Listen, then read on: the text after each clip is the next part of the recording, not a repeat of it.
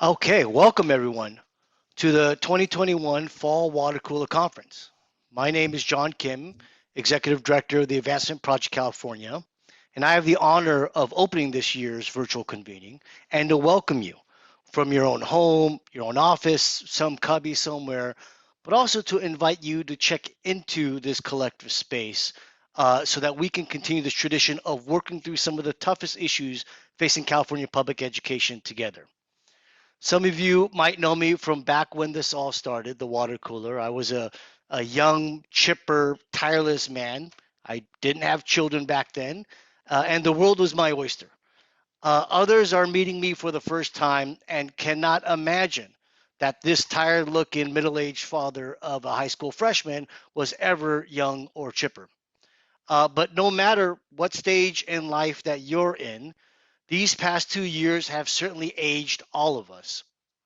And so, from wherever you're connecting in from, we are so happy to be sharing space with you today. Now, here's the thing, the team has asked that I take some time to set the broader context for the conference and to delineate the themes that we'll be touching on for the next couple of days. And I'll do my best on all of that.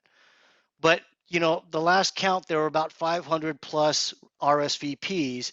And my other hope for my time with you this afternoon is to hip check each and every one of you just a little bit, to nudge you out of your comfortable lanes enough so that you'll be a little bit more open and a little bit more ready to hear some new voices, to take in some new ideas, and possibly find some new partners. So let me start with this. Let me start with what is, I understand, a troubling thought that I cannot seem to shake. I have this creeping sense that we are all, at this point, on borrowed time. I mean, we should be real. We barely got through the past 2 years by the skin of our teeth, both politically and physically, and not without a lot of damage at the foundations and unspeakable loss.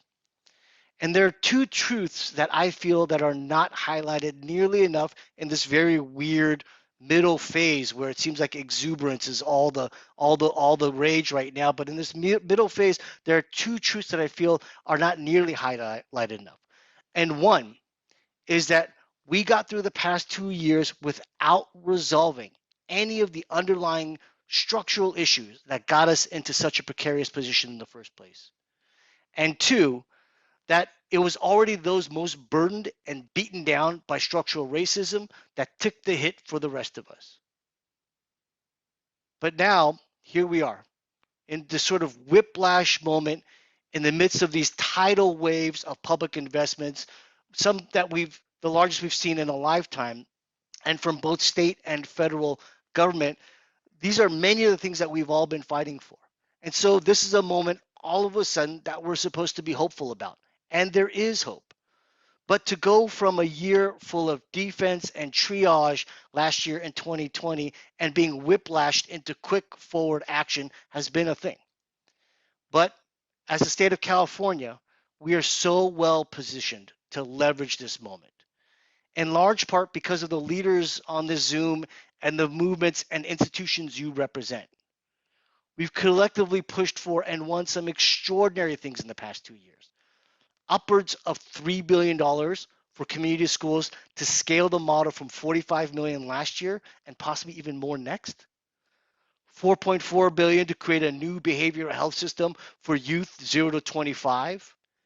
And in the early care and education system, the win around universal TK was absolutely critical in this state and made sense in some way given the conversation that we've all been pushing for years.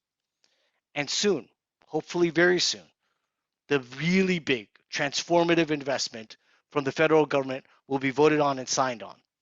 And the universal preschool provisions of the Build Back Better framework, we can finally address that fundamental design flaw, this fallacy that the free market can somehow provide quality, accessible care and education for our little ones. We can finally do away from that and build a system that actually works. And from this space and from others, there have been calls about the approach to all of these opportunities that we have in front of us. We've been calling for this idea to lead with a whole child approach that generates joyful learners rooted in their families, their cultures, and their language. We've been calling for a focus on racial equity, to build systems that we need to truly support the communities that have been historically ignored and left behind, and to prioritize resources there. And to build and maintain bridges between the early care and K-12 systems to ensure that children and educators across the birth through 12 system have the support that they need. But even with all of these wins, there are too many of our low-income children of color that the realities of last year never shifted. They are still in this sort of defense and triage mode of 2020. All of the noise about the political changes in DC or the failed recall here in California is all but an abstraction to them. The idea of massive investments in community schools and universal TK is just talk to them because they haven't seen any of this materialize yet. They still know that their family budget is tight, so they have to take a job and somehow balance a full workload at school. They're getting their test scores and their mid-semester grades now, and it only confirms what they've known deep in their gut, that they are still so much farther behind than they should be because of all that they've missed last year. And even though they're now in person, they still feel that weight of trauma and depression inside of them and still feel alone and without a caring adult to talk to. And so while there's much to celebrate in our collective work as a movement to improve the birth to 12 system here in California, we cannot say our work is done until that child actually feels these wins. We also need to be very real about each other, with each other, that rhetoric is not going to be enough. There's still too much work to do inside of our systems and even in these convening spaces, because even though the word equity is becoming all the rage, I mean, in California, I feel sometimes that you can't order lunch without using the word equity.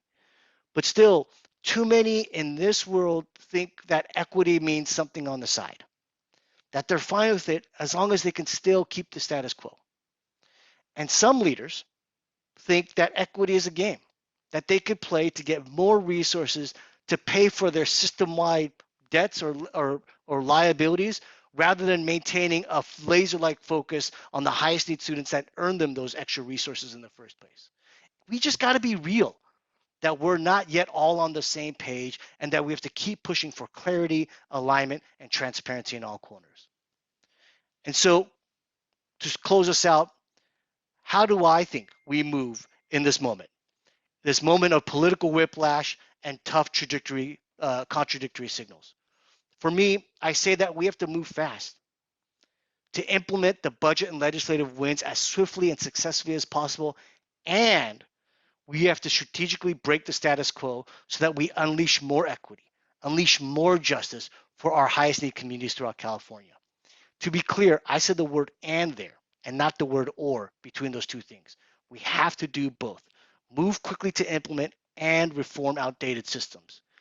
And I don't think we have a choice to take on both tasks at the same time. Because even with all the money in the world, because of historic racist disinvestments in communities of color, that low-income youth of color I mentioned earlier will never feel the impact of our work unless we do both. And anyone who says, nope, no, we need to choose one, those people are fundamentally not understanding the task at hand. They are not ready to meet this moment. This is a lean forward, push forward kind of moment. And what I'm saying is not impossible, but it's not easy as well. So I'll tell you this, you won't be able to meet this fundamental task all on your own. You'll need partners to stretch your thinking, to take some of the load. And if I was ever to convene a group of smart, badass, strategic thinkers to work this through with, it would be this crew right here on the Zoom. Those that have been coming to the water cooler space for years and those that are new to this space.